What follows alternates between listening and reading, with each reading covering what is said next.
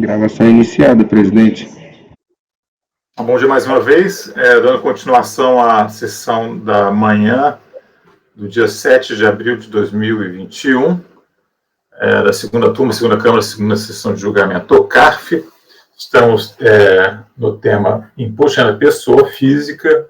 E agora vamos passar aos processos de relatoria do doutor Mário sobre o assunto, iniciando pelo item 46 da pauta. Passo a palavra então ao doutor Mário, por favor. Obrigado, presidente. Bom dia novamente aos colegas, conselheiros e ao nosso apoio. O item 46, o contribuinte Juarez Soares Orban, ele foi até já objeto de análise aqui, foi baixado de diligência porque não constava a data da ciência do recurso.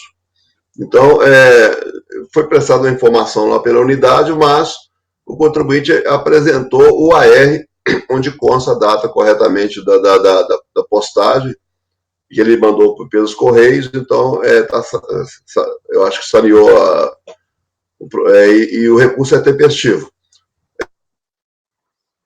Aqui é o lançamento de imposto de pessoa física, ele é profissional liberal, advogado, e foi apurado a diferença dos valores declarados, 223 mil por ele, e foi apurado que, por circularização e recibos apresentados também, rendimentos total no ano calendário 2008 de 1 milhão e 100.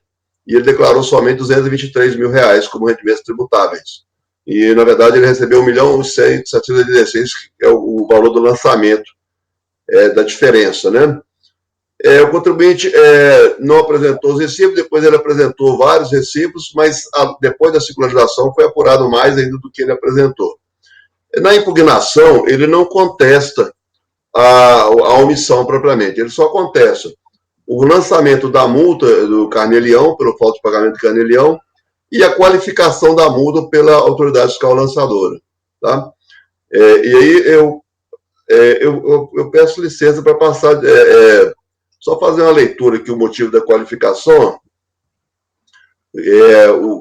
O relatório da autoridade fala: o contribuinte deixou de levar a tributação 78,24% do total de rendimentos recebidos de pessoas físicas no ano calendário 2008. Omitiu o rendimento de honorários de advocacia de valor expressivo, afastando a possibilidade de mero erro material, constituindo, a princípio, ação dolosa de modo a reduzir o montante do imposto devido. O fato do valor omitido corresponder a 78% de seus rendimentos afasta a possibilidade de eventual desatenção. Tais evidências levam à aplicação da multa de ofício qualificado de 150%. Então, a impugnação ele só contesta o valor da multa e do Carnê-Leão e a qualificação da multa de ofício, e no recurso foi mantido no julgamento de piso, e no recurso ele ratifica todos os dois argumentos, e ele também apresenta depois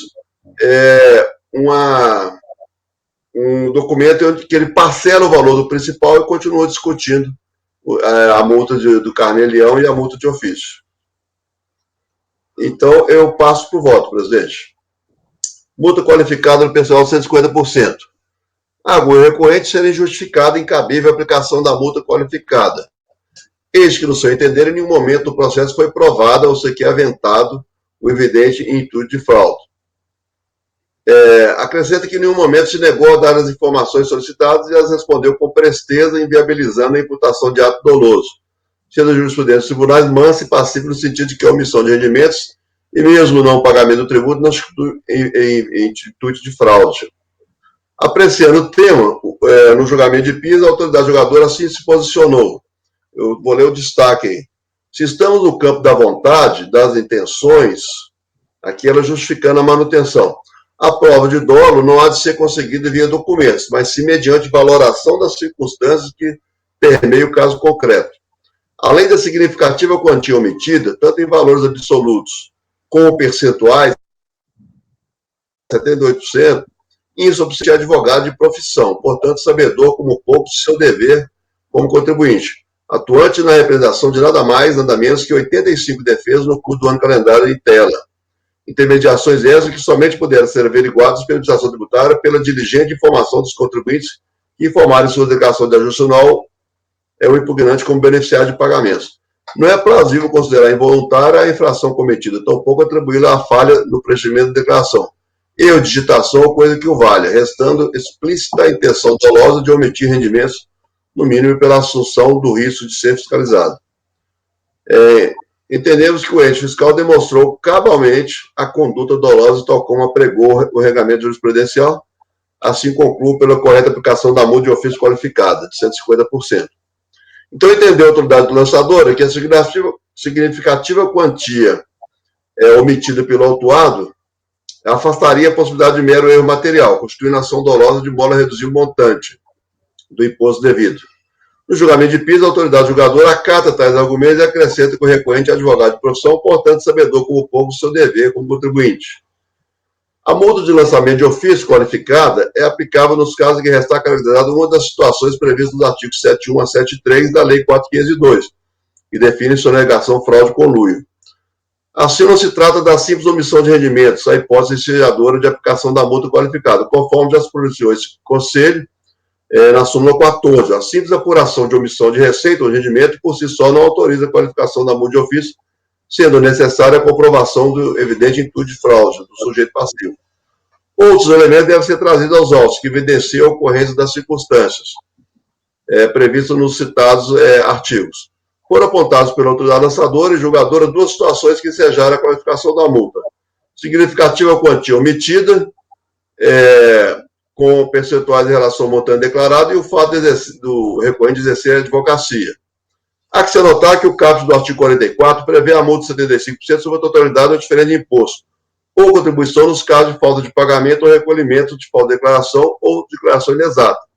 Ou seja, mesmo na hipótese de ausência total de pagamento e até mesmo de ausência de declaração, a multa a ser aplicada seria de 75%, não se justificando uma suposta circunstância qualificadora o fato de que o contribuinte tenha sonegado mais de 78% da renda percebida no exercício do objeto da autuação, uma vez que há multa específica penando tal infração. O autuado, no que se refere à alegação de que o autuado é advogado, e deveria ser sabedor com pouco seu dever, também não vislumbra como circunstância passiva de qualificação de penalidade o exercício de determinada atividade profissional, mesmo que da advocacia, pois, se assim o fosse, tal situação deveria estar claramente estabelecida na norma, cabendo sua aplicação a toda omissão praticada por aquele que se dedica a tal atividade. Por tal motivo, entendo que deva ser aplicado ao presente caso, assim o reproduzido verbete subular, para excluir a qualificação da multa de ofício, considerado não evidenciado nos autos de dolo, conluio ou evidente intuito de fraude do sujeito passivo nas condutas apontadas na decisão de piso, como motivadoras para a qualificação da multa prevista no parágrafo do artigo 4.4 da Lei 9.430. A multa isolada por falta de recolhimento do carnê-leão, aqui é um voto mais extenso, mas, resumindo, o fato gerador posterior a 2007, então já sobre a vigência da nova legislação, que melhor clareou a questão, eu estou reproduzindo aqui o voto da presidente da nossa sessão, a conselheira Maria Helena Cota Cardoso, que ela defende isso, inclusive citando a súmula CAF 447. Ela fala, somente a coedição da MP 351/2007, que alterou a redação do artigo 44 da Lei 9.430, passou a existir a previsão de incidência da multa isolada na hipótese de falta de pagamento do carnê-leão, sem prejuízo da penalidade simultânea pelo lançamento de ofício. Considerando que os fatos geradores ocorreram já na vigência do artigo 44 da Lei 9.430, com a redação dada pela MP 351/2007, há que se manter a elegibilidade da multa isolada no percentual de 50%. Pelo exposto, voto por conhecer do recurso no mérito dar-lhe parcial provimento para excluir a qualificação da multa de ofício de 150%, devendo ser aplicado o percentual de 75%. É o voto, presidente. Colegas, questionamentos, dúvidas? Essa votação, então. Martim? Acompanho. Também acompanho. Acompanho também. Também acompanho. Também estou acompanhando. Acompanho, senhor presidente. Também acompanho. Então, ficou parcial provimento, no item 46, para excluir a qualificação da multa de ofício. Item 47, por favor, Mário. Obrigado, presidente. O contribuinte Sérgio Borne, né? Item 47. Aqui é um caso que já enfrentamos aqui algumas situações, resgate de contribuições da Previdência Privada, que foi considerado como rendimento tributável. O que foi alegado pela fiscalização, ele é aposentado, né, pelo INSS, e foi alegado que o plano de aposentadoria dele seria, a concessão do benefício da aposentadoria seria somente a partir de 1/10/2021. Então, o resgate que foi feito antes, que foi feito em 2018, teria natureza de rendimento tributado. Ele apresentou impugnação onde alega ser portador de neoplasia maligna, conforme laudo apresentado e emitido pelo INSS, fazendo jus ao benefício da isenção. Não há que se falar em tributação referente à aposentadoria recebida via previdência complementar, tendo sido devidamente tributados todos os demais rendimentos recebidos pelo contribuinte. Complemento que recebeu o rendimento de complementação da aposentadoria no valor de 289 foi declarado imposto de R$ 83 mil, que é o foco da discussão, né? O plano de previdência contratado foi prorrogado para 1/10, mas ele tinha um vencimento original de 2016 também.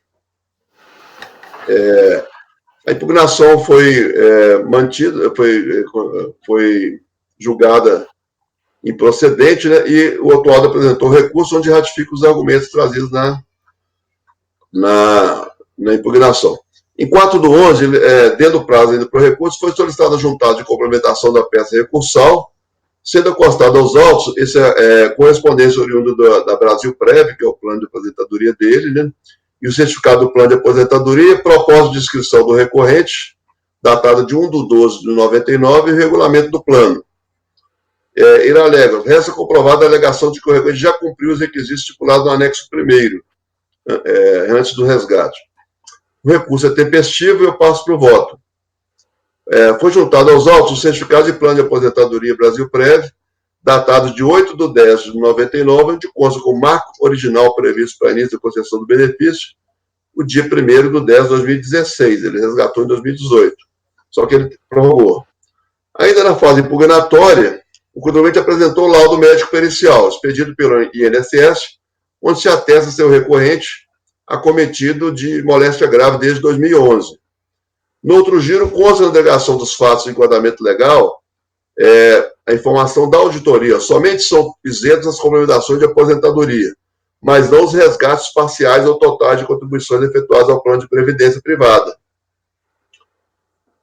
Ou seja, ainda não cumpriu os requisitos estipulados no contrato para receber a complementação da aposentadoria. Portanto, o resgate considera rendimento tributável. Eu estou destacando isso porque eu estou querendo deixar claro o seguinte: não foram levantadas dúvidas quanto ao fato de se tratar o contribuinte de cidadão aposentado. Tal situação pode ainda ser ratificada pela informação constante na própria declaração dele, né, onde é declarado no campo de rendimentos, pensão, provento de aposentadoria ou reforma por moléstia grave ou aposentadoria, o recebimento de rendimentos do Fundo de Regime Geral, que é o INSS. Então, a questão da aposentadoria não é questionada, e aqui acho que tem boas evidências de que ele é realmente aposentado. Se isso assim apresenta controvérsia, a definição quanto à natureza do rendimento recebido da Brasil Prev, pelo autuado, especificamente pelo fato de que, segundo a autoridade lançadora, somente seria isento do IRPF as complementações de aposentadoria recebidas na Previdência Privada, mas não os resgates parciais ou totais de contribuições efetuadas no Plano de Previdência. Já foi enfrentado esse tema aqui, tanto no CAF quanto na nossa turma, e eu estou reproduzindo aqui o acordo 6801, do lavro do nosso do conselheiro, aí, na época, o relator, o conselheiro Leonan, que acho que foi bem enfrentada a questão. Ele apresenta essa questão da PGFM, do posicionamento da PGFM. E, por último, mais ao final, onde eu destaco aí, a própria Receita, no IRPF 2021, que foi no primeiro momento, né, ela já assume esse novo posicionamento. Ela fala, o valor recebido, a pergunta 269, do Perguntão 2021, e ela fala que os valores recebidos a título de resgate de previdência privada que só poderá ocorrer enquanto não cumpridas as condições, estão sujeitos à incidência do imposto. Mas ela fala, entretanto, em decorrência da aprovação do parecer 110 da CRJ-PGFM, né, a isenção do imposto instituído em benefício do portador de moléstia grave, especificado na lei, estende-se ao resgate das contribuições vertidas ao plano de previdência complementar. Então, pelo exposto, eu estou dando provimento ao recurso. Ok, colegas. Aberto o debate. Se tiver dúvida, eu vou passar a votação. Martim? Acompanho. Acompanho também. Também acompanho. Também acompanho o relator. Também acompanho o relator. Acompanho o relator. Também acompanho. Então, ficou no número de votos. Ele tem 47. Dá provimento ao recurso. Passar para o item 48, por favor. Obrigado, presidente. Contribuinte Rui Carlos Zibel. E o item 48 da pauta, aqui é um caso que eu não me lembro de ter enfrentado ainda. É um pedido de restituição formulado em papel, em formulário de papel, que foi liminarmente indeferido pela autoridade da administração tributária competente para análise do pedido, justamente pelo fato de estar observando a legislação pertinente que fala que deveria ser e-mail eletrônico. O contribuinte, ele impugna, ele apresenta manifestação de inconformidade e ele fala que ele apresenta dois argumentos contrários. Ele fala que, na época que ele pediu, o sistema não estava dado para fazer o formulário em papel e, além disso, ele pediu também que fosse feita compensação de ofício com débitos que ele tinha, então ele teve que recorrer.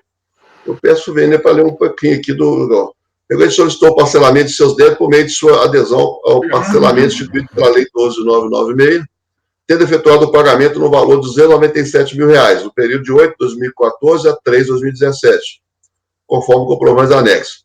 No entanto, foi rejeitada a consolidação do parcelamento do contribuinte, tendo em vista que foi gerado um DARF com saldo remanescente. Portanto, os pagamentos efetuados com código de arrecadação 4750 no período de 2014 a 2017 não foram utilizados pelo sistema do parcelamento da lei, encontrando-se disponíveis. O pedido foi indeferido, o indeferimento teve como motivação o fato de que o contribuinte teria sido utilizado indevidamente o formulário em papel, sendo que a norma de regência exigia apresentação por meio de utilização de programa eletrônico. Na decisão pelo indeferimento, consta expressa informação de que o interessado poderia apresentar novo pedido utilizando a forma expressa na legislação, a saber, o meio eletrônico através do serviço PADECOMP Web, disponível no portal ECAC, no sítio da Receita Federal. Ele ainda estava dentro do prazo. E resignado, o interessado apresentou o requerimento, que tratou como embargos de declaração e foi recepcionado pela unidade fiscal como manifestação de inconformidade. Então, a manifestação alega que a decisão de deferimento teria se baseado em premissa equivocada, uma vez que na época em que é formalizado o pedido,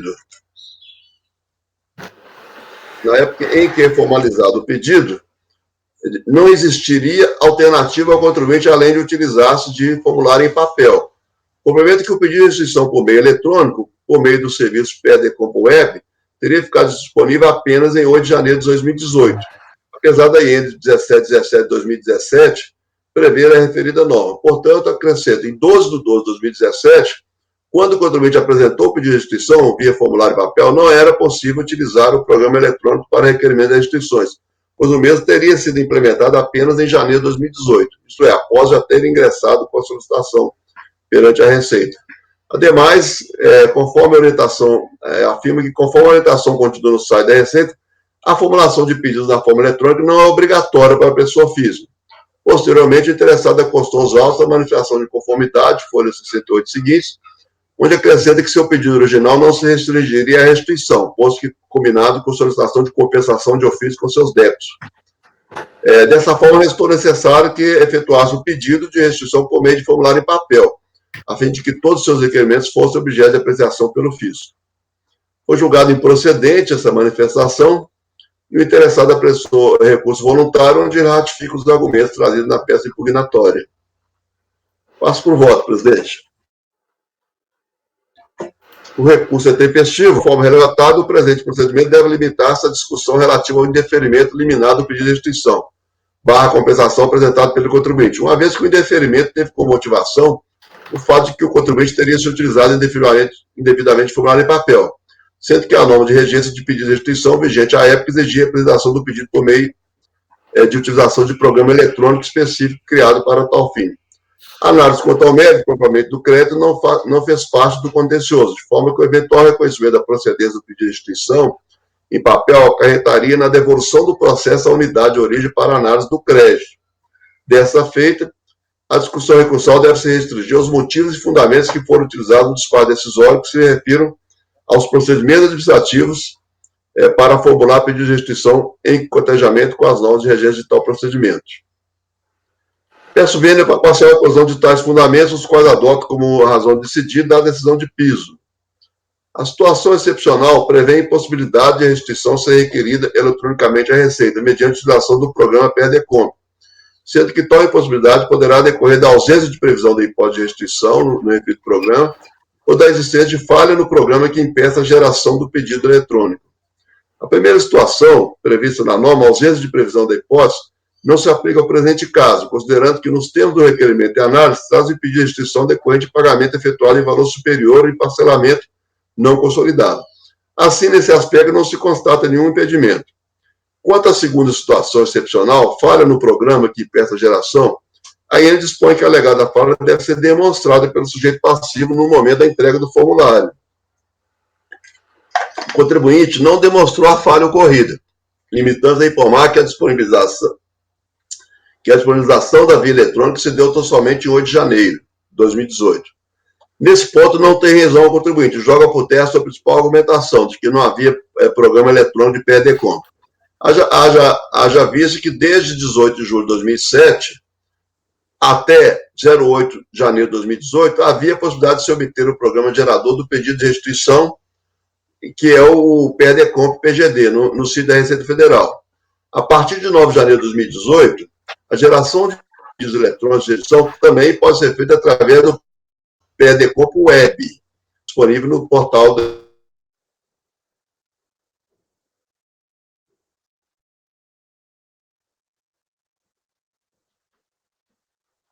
Caio.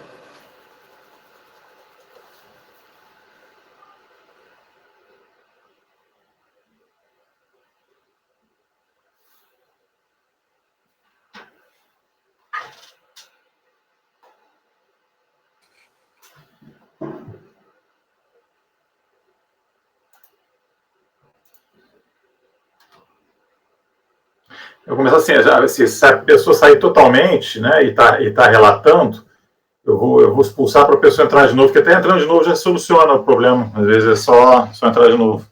Também a pessoa continua falando sem saber que está sendo ouvida, aí atrasa mais ainda a gente.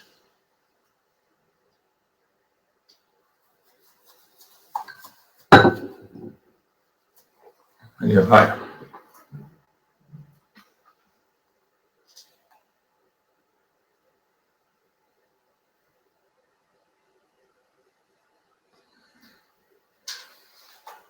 Então, ninguém fique magoado, tá, com a expulsão. É um ato de deficiência do julgamento.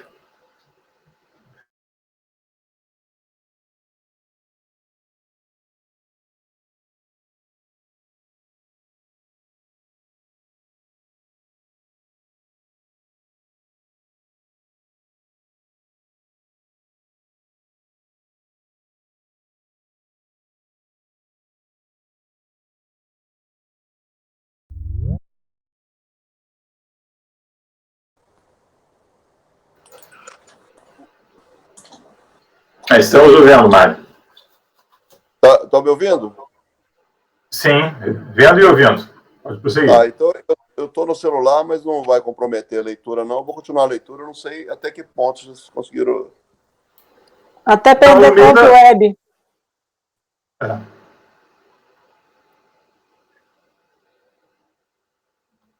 Caiu de novo.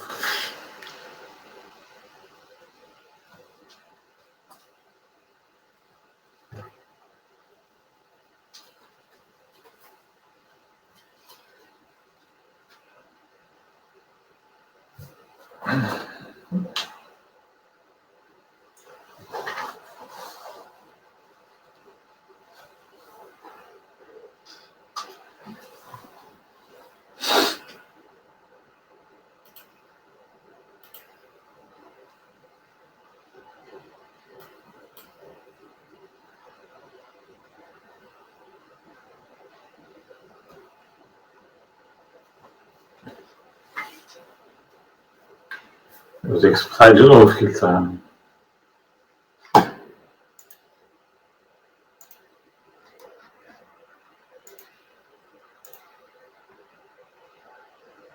Saiu.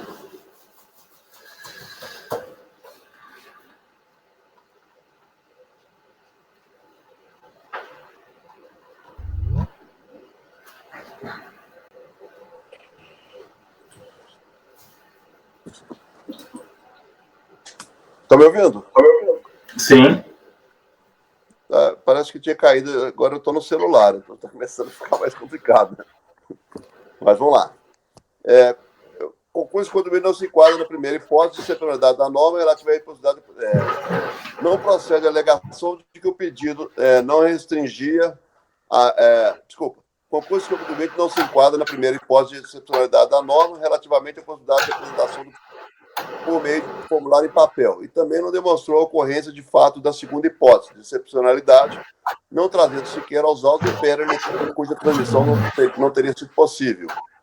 Também não procede a alegação de que o pedido não restringia apenas a pedido de restrição, mas que solicita também a compensação de ofício, que em tese teria impossibilidade a utilização da via eletrônica.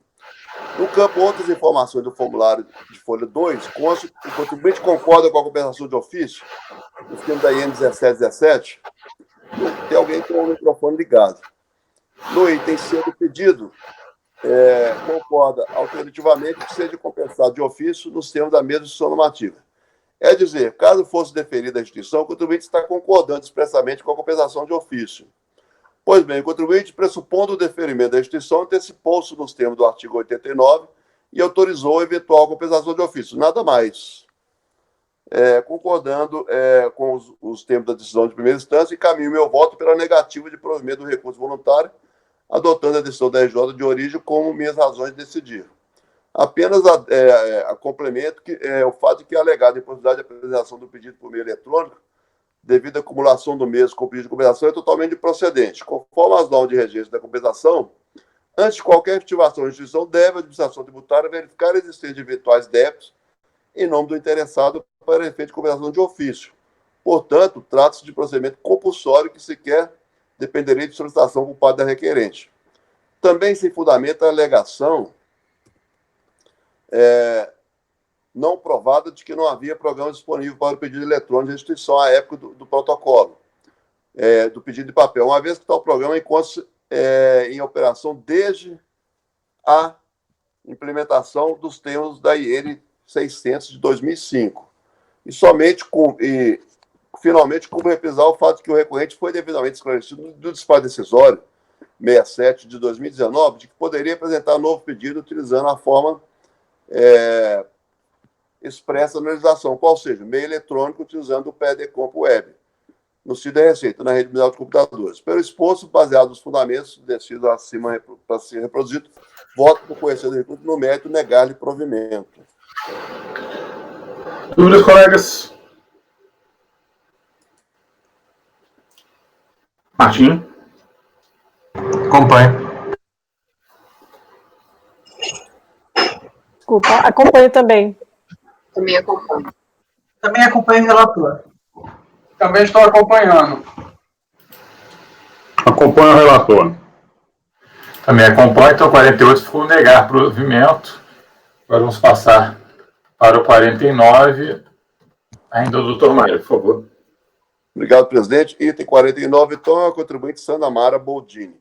Aqui é um caso bem simples, é um recurso de ofício que eu estou negando o provimento por questão do limite de alçada que foi alterado.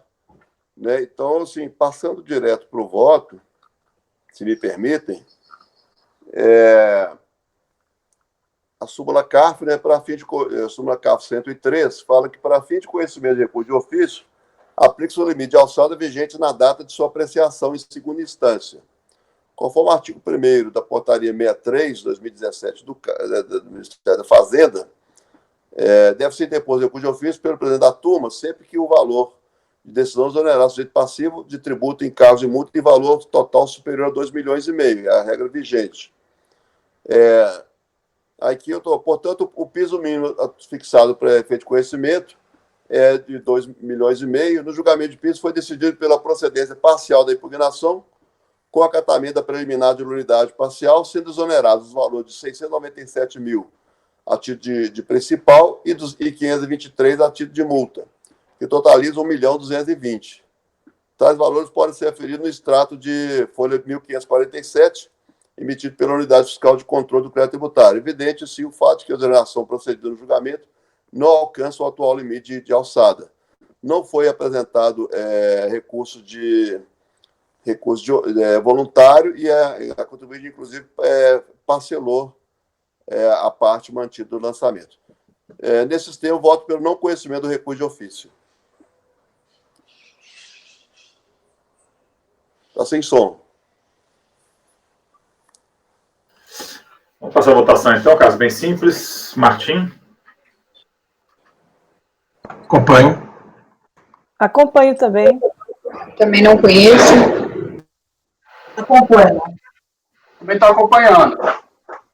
Acompanho, senhor presidente. Também acompanho, então ficou não conhecer o recurso de ofício por item 49. Obrigado, Mário. E vamos passar ao Martim, processo de relatoria do Martim, item 50.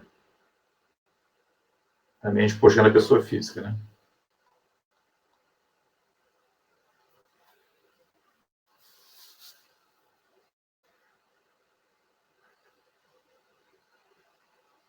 Bom, o item 50 é o contribuinte Pedro Felipe Borges Neto. Trata-se aqui de APD. Eu acabei fazendo um resumo somente no voto, então se me permite já ir direto ao voto, onde eu vou tratar das questões fáticas, né? Só antes, em relação a ele, eu vou apenas fazer uma questão, que quando só ver aqui, que é quanto ao julgamento da RJ, né? A DRJ já deu parcial provimento ao recurso, à impugnação do contribuinte em relação a 3 pontos. Então, a parte dispositiva do autorrelator foi procedente em parte, né, para considerar devido imposto de renda de pessoas que suplementaram no valor de 207.000. A impugnação foi julgada procedente quanto às seguintes alegações: a aplicação financeira de renda fixa no Banco Fibra, no valor de 157.000, a devolução de aporte de capital e 3 rendimentos de dividendos. E aí, conforme o texto do voto relator do acórdão do RJ abaixo transcrito. Aí eu transcrevo aqui quanto a esses 3 pontos, então aqui não há nada mais permanecendo na lide. Então é conformado com o resultado do julgamento quanto ao que foi vencido, o contribuinte apresentou recurso, qual é tempestivo, ao qual dele conheço, porém seu conhecimento é parcial. Por quê? Em sede de recurso voluntário, o contribuinte sustenta que na apuração da variação patrimonial de janeiro de 2003 não foi considerado o saldo disponível em dezembro de 2002. Tal alegação destoa daquelas apresentadas em impugnação, razão pela qual não pode ser conhecida por preclusão. Houve claramente inovação quanto à causa de pedir. Aí eu estou lendo só a parte grifada aqui do voto, para resumir, para discorrer um pouco mais sobre o assunto, citar dispositivos aplicados, e por tal razão eu não conheço do recurso nesse ponto, eu conheço em parte dele, então, a exceção da alegação quanto à não consideração do saldo disponível no calendário anterior, a qual não é conhecida.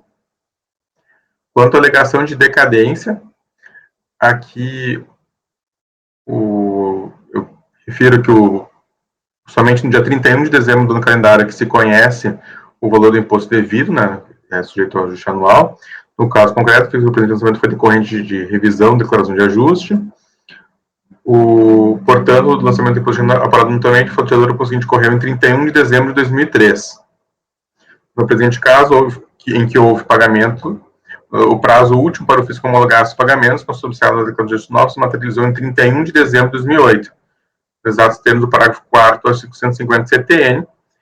Então, teria até dia 31 do 12 para ser feito o lançamento foi feito dia 29 do 11, 1 mês e 2 dias antes do fim do prazo, conforme se verifica no AR de folhas 1076. Portanto, eu rejeito a preliminar de decadência. Quanto ao foco da autuação em si, que é o acréscimo patrimonial descoberto, eu vou transcrever dispositivos a respeito da legislação aplicada, né, que a Lei 7713 de 38, os artigos 1º e 3º. Vou dizer que deve o contribuinte a fazer a demonstração, apresentar as provas que entende necessária para afastar o lançamento, tal qual ele já fez, e a RJ já concordou em parte. Indo à parte grifada. No presente caso, no termo de verificação fiscal, a auditora fiscal vem justificando todos os recursos utilizados na planilha de variação patrimonial descoberto, tais como rendimentos brutos tributáveis declarados, rendimentos de pessoa jurídica e pessoas físicas, rendimentos isentos não tributados, rendimentos de atribuição exclusiva, saldos bancários credores, dívidas de R$200, seguridade de aplicações financeiras, redução de aportes, Manhattan, empreendimentos limitados e venda de ações.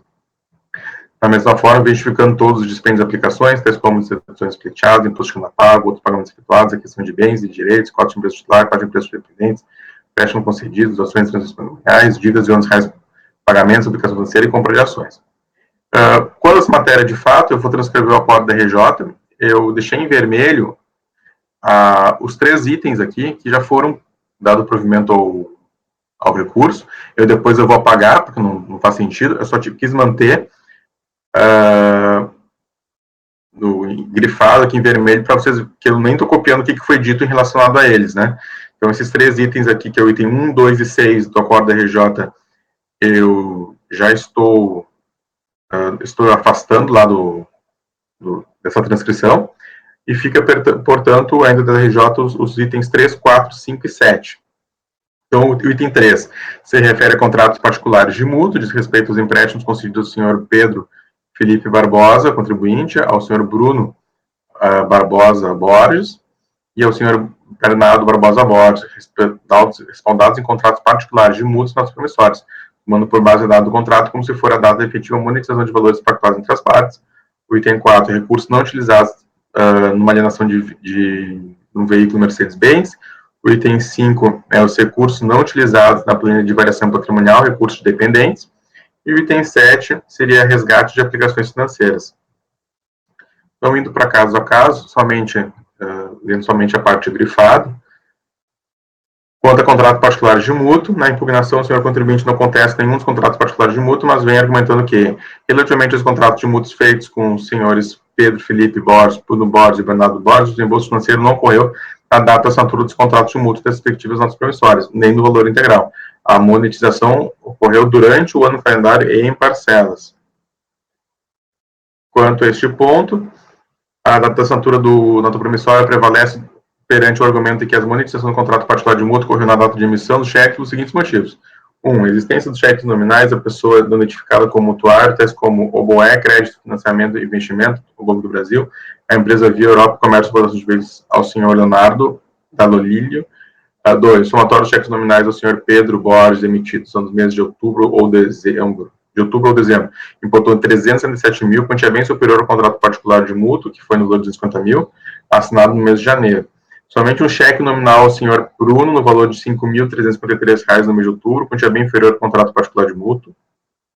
Somente um cheque nominal ao senhor Bernardo Borges, emitido no mês de junho, no valor de R$ 3.250, quantia bem inferior ao contrato particular de mútuo. Uma nota promissória foi assinada no mês de janeiro e outras 2 no mês de junho, enquanto os cheques foram emitidos nos meses de outubro e dezembro. Nenhuma cópia do cheque traz indício de que o cheque pudesse ser correlacionado com o contrato particular de mútuo ou com a nota promissória. Monetização do contrato particular de mútuo, a nota promissória tem sido feita em parcelas, parte da assinatura e parte na data da emissão dos cheques dos recibos. Vê-se então que as cópias dos cheques microfilmados dos recibos são provas insuficientes para comprovarem o argumento que a monetização do contrato particular de mútuo ocorreu na data da emissão do cheque. Assim, mantém-se o entendimento da auditora fiscal de que o senhor contribuinte desembolsou recursos na data da assinatura do contrato particular de mútuo e da respectiva nota promissória. Alienação do veículo Mercedes-Benz. Na impugnação, o senhor contribuinte vai argumentando que o produto de alienação no valor de 123.500, dos quais 20 mil em agosto e 103.500 em setembro de 2003, não foi utilizado na planilha de evolução patrimonial e bem requerendo a consideração dessa disponibilidade financeira. Então, o TVF vai dizer que a alienação do veículo modelo Mercedes, de C240, foi aberto o procedimento de diligência do contribuinte Bruno Teixeira de Carvalho, autorizado pelo MPF número tal, com o objetivo de subsidiar a presente fiscalização, tendo em vista que o fiscalizado, em resposta ao termo de instrução fiscal, não esclareceu os elementos relativos à alienação do veículo acima especificado, o qual foi adquirido pelo diligenciado. Não incluímos os valores como recurso origem demonstrativo mensal de fluxo de caixa, em virtude desses terem sido depositados em conta corrente de terceiros. E aí tem explicação. Os primeiros 20 mil foi direto para a conta do Bruno Barbosa Borges, 33.005.800, depois 4.200 foi para a conta de Silvio Montezuma, no Unibanco, depois R$42 mil, 18.500 foram direto para uma conta da empresa PIP Factoring. Esse autônomo ser fiscalizado concedeu empréstimo a essa empresa em 2003, a empresa está seu livro Razão Número Tal, em 2008.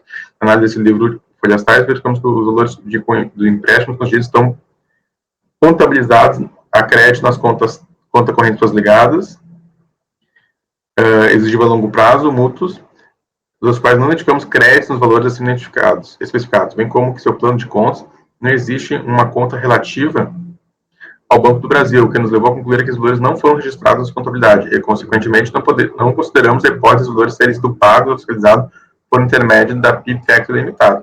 Esse, então, que o motivo pelo qual o produto de alienação não foi considerado na planilha de evolução patrimonial foi o fato do recurso da alienação ter sido depositado em conta corrente bancária em nome de terceiros, Bruno, Silvio e PIP. Ou seja, não havia para o senhor contribuinte a disponibilidade de recursos de alienação para aplicações ou dispêndios enrolados na planilha de variação patrimonial. De fato, como bem justificado pela auditora fiscal, a utilização do produto da alienação na planilha de variação patrimonial é condicionada à efetiva disponibilidade para utilização em qualquer aplicação. Para o presente caso, ficou exaustivamente demonstrada a indisponibilidade, haja vista que o produto da alienação foi destinado a terceiros sem esclarecimento do fato relacionado. Portanto, tem como correto o procedimento da auditora fiscal. Na impugnação, o senhor contribuinte vem argumentando que a fiscalização não considerou como origem, recurso, o saldo da aplicação do Banco Safra em 31 de dezembro de 2002, no montante declarado de 229.291,76, em nome de, então, dependente, Pedro Felipe Barbosa Borges, filho do contribuinte. Examinando-se a declaração dos dependentes de bens de ligação de gestão anual, percebe-se 128, saldo de aplicação financeira, código 45, o nome do filho, Pedro Borges, nesse valor, 229 mil. O argumento é subsistente, já visto que o filho, Pedro, não era mais seu dependente no ano calendário de 2003. Então, por essa explicação, o pedido é rejeitado. Resgate a aplicação financeira. O contribuinte argumenta que a fiscalização não considerou rendimentos líquidos relativos aos resgates e aplicações financeiras do Banco Fibra em janeiro de 2003, o valor de R$900 e em maio de 2003, o valor de R$2.644. Os documentos que respaldam a impugnação, no ponto 23 e 25, anexados folhas tais, não comprovam o fato legado. A esclarecer que o auditor fiscal rolou a planilha de evolução patrimonial, os resgates relativamente a aplicações do Banco Fibra, como se pode constatar na planilha de evolução patrimonial, bem como os demonstrativos anexos, 26. Portanto, não como aceitar o pedido. Diante dos fatos, caberia ao contribuinte comprovar, mediante a precisão de documentos hábeis e idôneos, que tais remessas foram suportados por rendimentos tributáveis, isentos ou tributados exclusivamente na fonte, visto que é dele e não do fisco o dever de provar a origem dos rendimentos. No caso do exame, o contribuinte não levou a prova de suas alegações, pela qual não merece reforma de sua recorrida, carecendo de razão recorrente. Desse modo, ratifica as razões decididas do julgamento de primeira instância. O disposto, voto por conhecer em parte do recurso, a exceção da alegação quanto à não consideração do saldo disponível no calendário anterior, para, na parte conhecida, negar-lhe provimento. Como voto. Ok, obrigado, Martim. Ficaram dúvidas na turma? Vamos para votar. Vou passar a palavra para o doutor Mário, por favor.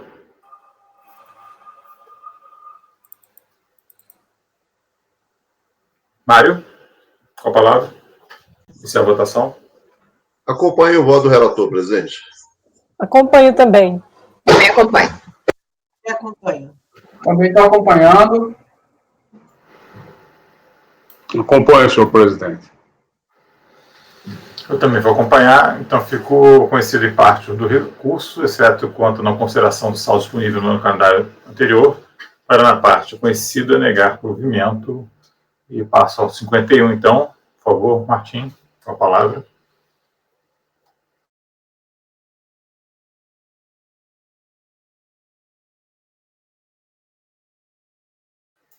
Sem microfone, Martim. Desculpe. Nesse caso aqui, o contribuinte Renato Barros Sassim, 51 da pauta, foi mantido o crédito tributário pela DRJ de origem. Em razão disso, o contribuinte prestou recurso voluntário reiterando suas alegações. O recurso é tempestivo, portanto, ele conheço. Tem uma questão preliminar, né, que é a quebra do sigilo bancário. Então, eu vou aplicar o entendimento do STF, né, que concluiu na sessão de 2016 pela possibilidade de utilização dos dados bancários, né, então e também a apreciação dessa matéria de constitucionalidade disso também esbarraria na carta número 2. Por tais razões, carece de razão recorrente. Quanto às preliminares de nulidade, o contribuinte alega, eu entendo que elas não se encaixam nas possibilidades do artigo 59 do decreto 7235, também não haveria estacionamento de defesa, né, o contribuinte tomou ciência dos documentos que fizeram a revisão da sua declaração de justiça anual, estaria correto, houve intimação prévia, né. Por essas razões, eu rejeito a preliminar de nulidade citados pelo recorrente. Quanto aos pedidos de produção de provas, perícias e diligência, eu rejeito, com base no citando dispositivo 18, 16, inciso 4, inciso parágrafo 1º, inciso 2º, decreto 7235, né, de 72, que descabe a inversão do ônus da prova pretendida pelo recorrente, né, e também ele não teria cumprido os requisitos para fazer uma perícia, e também essa negativa de produção de provas não, de forma alguma, cerceia o direito de defesa e ao contraditório. Então, não há também nenhuma rejeito preliminar de unidade de julgamento, sistema de defesa, com base nesse argumento. De uma forma um pouco... não ficou tão claro, mas eu estou rejeitando ele de qualquer forma.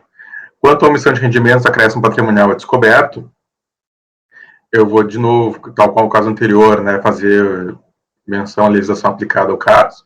Aqui, o lançamento se refere ao ano calendário 2005, conforme e o fluxo financeiro de folha 104 dos autos. Então, foi feito o lançamento, com base nos artigos 1º a 3º da 773 de 88, deve o contribuinte, então, fazer uma análise, explicando a origem desse acréscimo patrimonial, né, de forma clara e com provas hábeis e idôneas para afastar o lançamento. Nesse caso, a DRJ, ela entendeu por não acatar os argumentos do contribuinte, são cerca de 8 parágrafos, eu entendo que todas as partes deveriam ser grifadas, então eu vou fazer a leitura dessa parte mais fática do porquê deve ser mantido, afastando os argumentos mais precisos do contribuinte.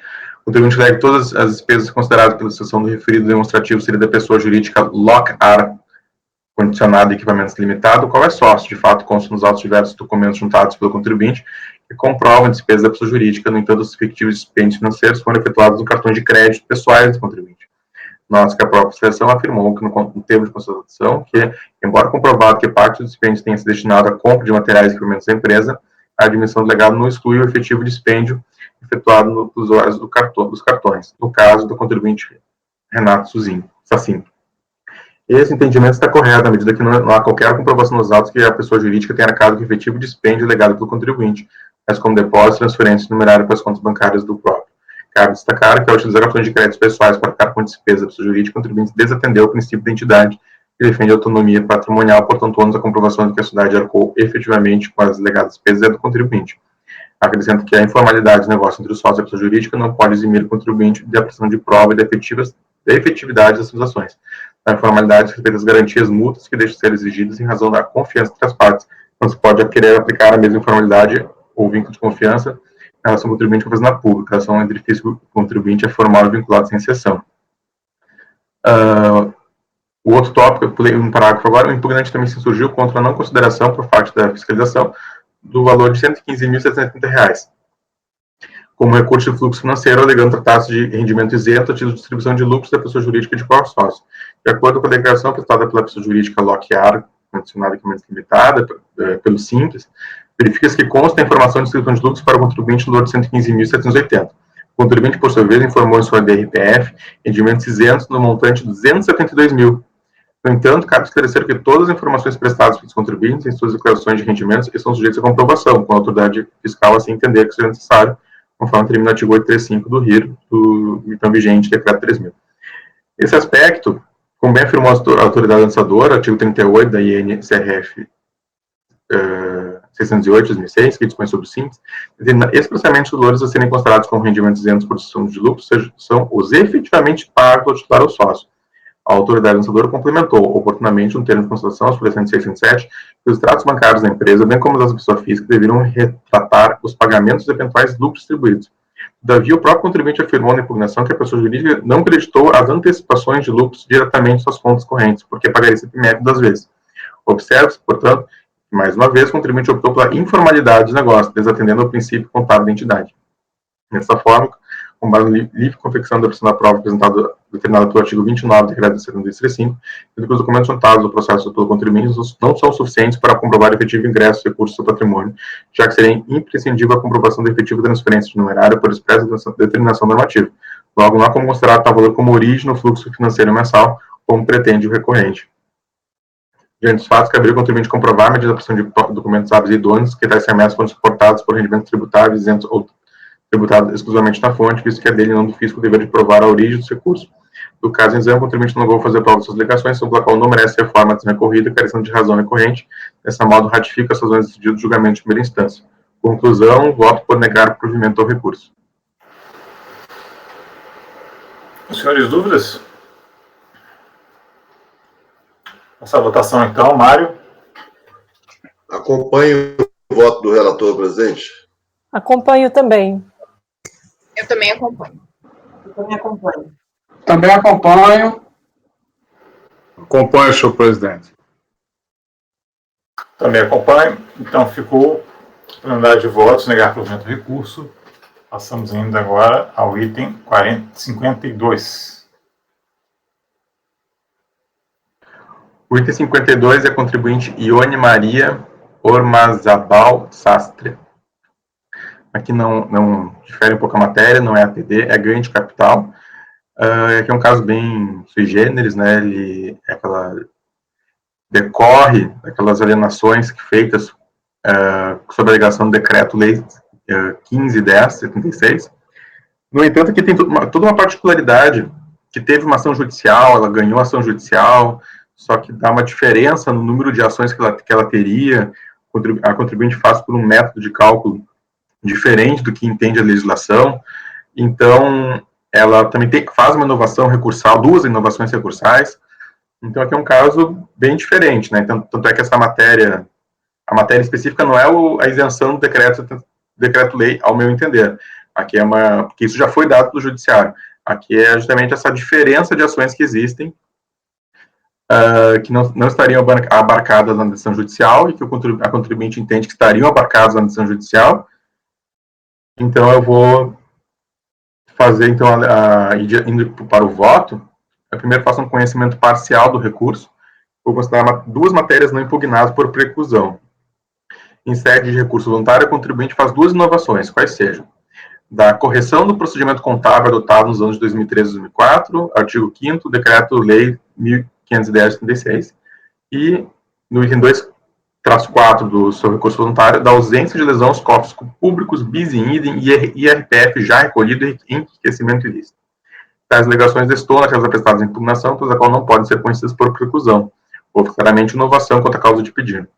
A TJ de origem não apreciou outras alegações, por não existir na impugnação qualquer insurgência contra as matérias. Trata-se de inovação recursal, se não preclusa tais alegações, razão pela qual não devem ser conhecidas por esse Conselho, haja vez que não foram alegadas em impugnação. O reconhecimento dessas alegações ocasionaria indevida supressão de instância administrativa. Novamente esclareço que só estou na parte grifada, né, o voto, enquanto cada tópico é bem maior, na parte grifada para resumir o julgamento. Então, aplicando o dispositivo do decreto 7235, eu entendo por não conhecer dessas alegações, dessa matéria. Também entendo que essas matérias não são de ordem pública, tampouco de nulidade, então, pelo artigo 59 do decreto 7235, não seriam as hipóteses de um conhecimento nessa segunda instância.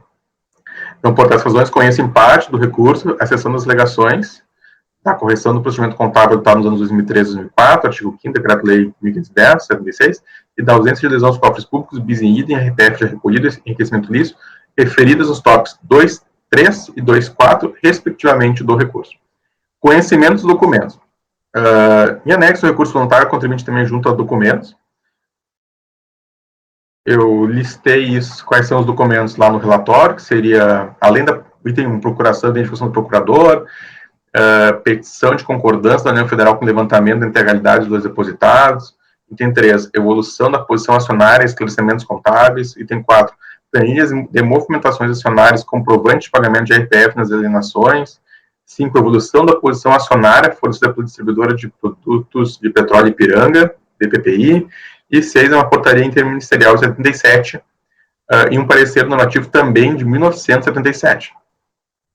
Eu entendo que esses documentos não podem ser recebidos, então, resumindo meu voto, esse ponto, entendo que não são documentos novos, né, não se enquadram nas possibilidades, nas hipóteses previstas na linha A, B e C do parágrafo 4º do artigo 16, né, que diz quando pode ser juntado o documento de forma extemporânea. A prova documental deve ser feita junto com a impugnação, conforme o parágrafo 4º do artigo 16, precluindo o direito do impugnante fazê-lo em outro momento processual.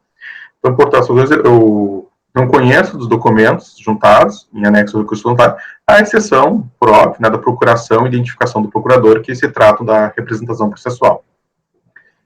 Quanto às demais alegações recursais, eu vou transcrever o voto do ilustre relator da RJ, que bem apreciou a matéria, mas é um voto bastante extenso, e eu fiz alguns grifos que seria a parte relevante, né, que é a suspensão da cobrança, ela não impede que seja efetuado o lançamento para a constituição do crédito tributário, conforme o artigo 142 CTN, pois o lançamento representa um ônus justificativo da relação jurídico-tributária. Então, a suspensão da elegibilidade do crédito tributário significa que o fisco tem exigido ações de cobrança ou execução do crédito tributário. Na parte ainda, o representante inicial do MS 2007, 7100-021-485, conclave seus pedidos que a concessão da segurança... Só um segundo, Martinho. Acho que o Mário está com o micro, tá com luzes. Tem um deles que está com o microfone aberto aí, que está entrando ressonância aí. É, Mário? Mário está... Não, eu saí do outro e estou no celular, por enquanto. Ah, tá, mas está com o microfone aberto. Aí está dando... Tá bem estranho. Resolvido, né? Pelo menos agora parou. Obrigado. O representante da contribuinte na petição inicial do mandado de segurança número início 2007 deixou claro em seus pedidos que a concessão da segurança pleiteada não prejudicaria a autoridade fazendária e aplicar o disposto no dispositivo contido no artigo 149.1 do CTN. Assim, ainda que o processo tivesse o mesmo objeto do MS 2007, cabível sua lavratura. Do ponto de vista formal, são requisitos do auto de infração os indicados no artigo 10 do decreto 10235, cuja ausência poderia acarretar nulidade. Pela análise do auto impugnado, constata que os requisitos legais estão presentes, portanto não caberia sua anulação. O artigo 59 do decreto 10235 também apresenta situações processuais que enxergam nulidade, que também não se verificam nesses autos. Em razão do cima exposto, refuta-se a possibilidade de declarar nulidade do presente auto de infração. Então, só esclarecendo, o contribuinte ele vai dizer, eu já tinha um processo judicial, vocês não poderiam me autuar, né, então não tem essa nulidade. A sentença pautada nos autos do mandado de segurança de 2007, publicada também no ano de 2007, concedeu a segurança nos seguintes termos. Eu tenho a transcrição aqui da decisão. A fiscalização dos termos do TVF expõe claramente que este auto de infração restringe ao lançamento do imposto de renda suplementar decorrente da apuração a menor do GCAP, que não foi objeto da ação em mandado de segurança. Em consultas... não, na parte grifada. Assim, passa a analisar o imposto exigido nesses autos no valor originário de R$ 20.165,97, decorre da apuração a menor do GCAP, que não foi objeto da ação em mandado de segurança.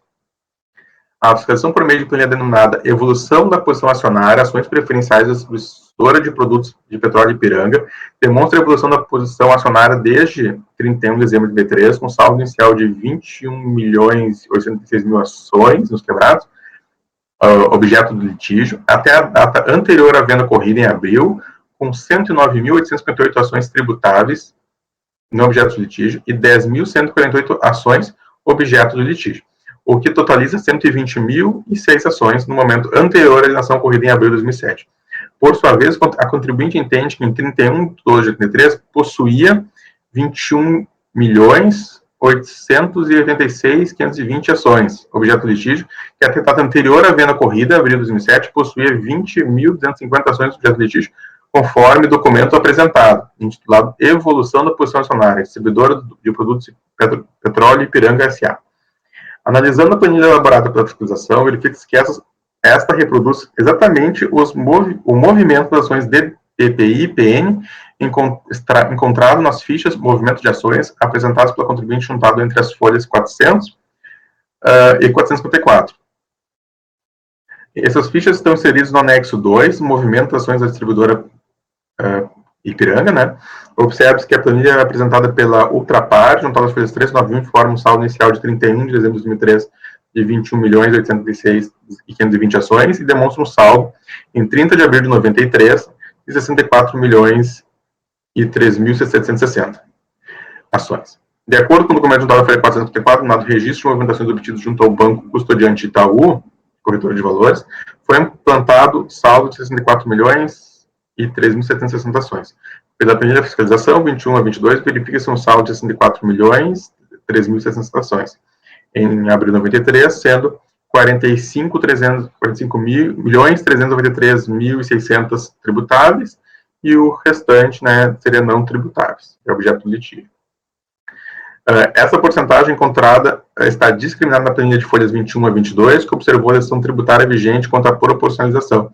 Em março de 96 e em junho de 99, um aumento de estoque, passando de 64 milhões de ações para 110 milhões de ações. Deste modo, as ações foram acrescentadas aos estoques após 96, e tem a explicação ali, que é os 46 milhões de diferença. Foram somadas ações tributáveis, que passou de 45.393.600 para 91.393.600 ações. Assim, de um estoque de 110 milhões e uns quebrados de ações, existente em 99, eram tributáveis, e 18 milhões objeto de litígio, se as não tributáveis. Conforme o documento de folha 454, houve uma baixa de estoque de 80 milhões de ações e o saldo passou para 30 milhões e 3.760 ações. Tendo havido uma baixa no estoque de ações, o fiscalizado aplicou o critério da proporcionalidade, diminuindo esse número proporcionalmente entre as ações tributáveis e as ações objeto de litígio, permanecendo o mesmo percentual existente antes dessa baixa. Em 4 de junho de 2004, ocorreu um agrupamento, o total das ações ficou em 30.003. Em 4 de maio de 2006, houve uma bonificação de 100%, e o estoque passou para 60.006, permanecendo o mesmo percentual entre as tributáveis e objeto de litígio. Em 11 de abril de 2007, houve um acréscimo do estoque de 60 mil ações e passou a ter um total de 120.006 ações. Esse é uma das ações que foram acrescentadas no estoque nessa mesma data foram somadas ações tributáveis, que passou de 49.858 para 109.858, atingindo o percentual de 91,54% no total. Deste modo, esse universo de 120.000 ações, aquela objeto de litígio, representavam 8,46%, utilizando 10.148 ações. Na planilha juntada pelo contribuinte, folha 106, que apresenta um saldo de 20.250 ações, objeto de litígio, verifica-se que foram lançadas duas alienações, na primeira de 138 milhões e pouco, e a segunda de 309.736 ações. Ambas têm o registro da data de operação. A impugnante junta também nota de corretagem da Concórdia, corretora, e visando comprovar que tem razão quanto à apuração de 20.250 ações e 9.750 ações tributáveis. Analisando a documentação, constata que se trata de movimentações corridas em operações de bolsa de valores, tendo havido recolhimento de imposto de renda com código de receita, IRPF, ganho líquidos em operações de bolsa. Entretanto, o GCAP, apurado pelas auditoras, se refere à alienação das ações não negociadas na bolsa de valores, não tendo a auditoria fiscalizado a regularidade de impostos recolhidos em decorrência das ações negociadas em bolsa. A impugnante não junta documentos hábeis esclarecer quando e como ocorreram as baixas, 138 milhões e 309 mil ações, lançadas no documento titulado Evolução de Posição Acionária Distribuidora de Produtos Petróleo Ipiranga, por ela apresentar. Também não traz aos autos extrato de custódia que demonstrasse que as ações foram acrescentadas ao estoque a partir de fevereiro de 94, cujos históricos fazem referência à custódia, teriam sido adquiridas e as respectivas bonificações, originariamente até dezembro de 83. Ressalta que a fiscalização adotou o critério de proporcionalidade, conforme demonstrado no dia 21 a 22, cumprindo de personalização abaixo. Ele transcreve o artigo Lei 773, parágrafo 2º, Lei 8981, parágrafo 2º, linha A, Por sua vez, o artigo 16 da INSRF 84/2001, publicado em 2001, no Diário Oficial, estabelece os parágrafos 3º, 4º e 5º, que tem a transcrição, que fala da média ponderada dos custos unitários, que foi o critério utilizado pela fiscalização. Deste modo, concluo que o imposto de renda lançado nesse auto de infração decorre da apuração menor do ganho de capital referente a ações adquiridas após dezembro de 83, não incluído também as ações bonificadas citadas na decisão judicial, e foi apurado corretamente. Assim, tendo em conta que a sentença judicial publicada em 23 de novembro de 2007 abrangeu tão somente as ações adquiridas até 1983 e as respectivas bonificações, e mantidas no patrimônio do contribuinte até a data da revogação da isenção da 773/88, e que ficou demonstrado que o imposto horas se refere às ações adquiridas após dezembro de 83, concluo que não se pode estender a essas ações adquiridas após dezembro de 83 os efeitos daquela, que é a do mandato de segurança de 2007. A ideia desse lançamento foi cumprida a determinação contida na decisão judicial quando o rateio das bonificações entre ações que lhe deram origem. Por tudo exposto, encaminho a alegação acerca do descumprimento de ordem judicial, exarado nos autos TMS 2007. Assim, os argumentos e documentos apresentados pelo contribuinte não são hábeis de desconstituir o auto de infração sob análise. Então, eu entendo por ratificar a decisão de primeira instância quanto ao que foi transcrito, e meu voto é por conhecer em parte do recurso, a exceção das alegações da correção do procedimento contábil adotado nos anos 2013 e 2004, artigo 5º do Decreto-Lei em 1510/96, e da ausência de lesão aos cofres públicos, bis e idem e RPF já recolhido, enriquecimento ilícito, para, na parte conhecida, negada de provimento. Como voto.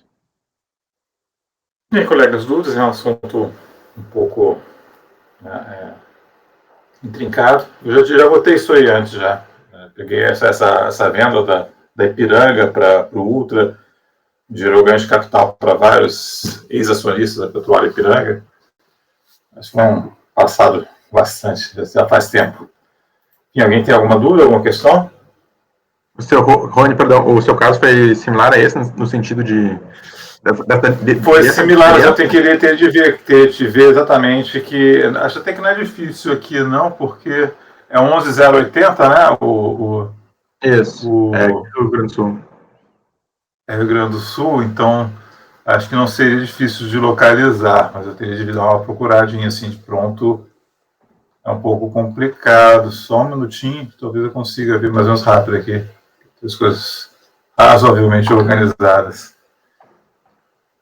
Faz tempo que se for o caso, se tiver um caso similar, eu incluo como jurisprudência no final ali, né? Saliento, né? Eu nem pesquisei, achei que...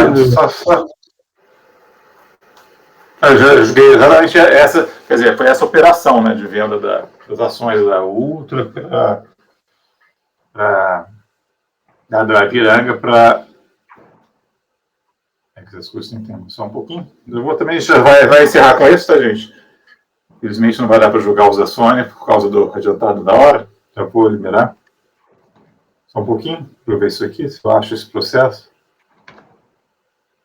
Captações, talvez. Tem um suspeito aqui, que é o de 2018, deixa eu ver, mas acho que não é esse.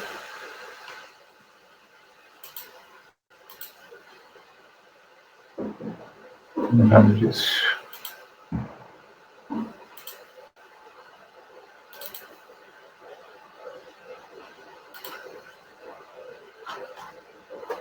Quanto faz a pessoa? Tá, foi aqui.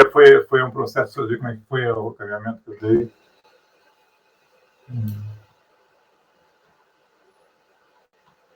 Não é esse, não. Eu enganei. Espera aí só um pouquinho. Só um pouquinho.